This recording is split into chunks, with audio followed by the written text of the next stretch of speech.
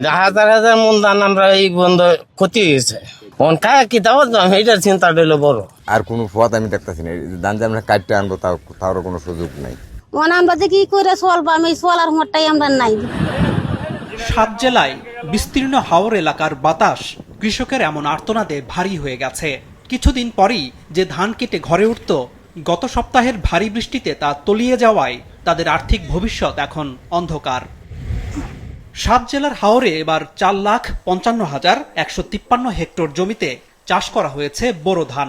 কৃষি বিভাগের হিসাব বলছে এখন পর্যন্ত ৭৩.35% জমির ধান কাটা সম্ভব হয়েছে।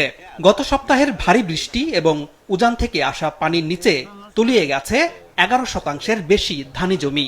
এই যে আমাদের উজান থেকে নেমে আসা ঢল এবং অতি বর্ষণ যে বন্যা পরিস্থিতির কিছুটা সৃষ্টি করেছে হাওর অঞ্চলে, ফসল আর কতটুকু হবে বা কত % ক্ষতি হয়েছে আমরা কয়েকদিনের মধ্যেই সেটা অ্যাসেসমেন্টটা সম্পন্ন করে ফেলতে পারবো।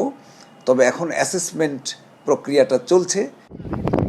বিস্তীর্ণ এই জমিতে পানির নিচে থাকা ধানের আর্থিক ক্ষতির হিসাব এখনো দিতে পারছে না কৃষি বিভাগ।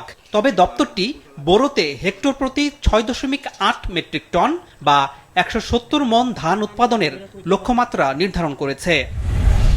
সে হিসেবে ৫১,৩৫৭ হেক্টর জমিতে ৮৭,৩০,৬৯০ মন ধান এখন পানির নিচে। ধানের সরকারি দর ৩৬ টাকা হিসেবে এই ধানের মোট দাম ১,২৫৭ কোটি টাকারও বেশি।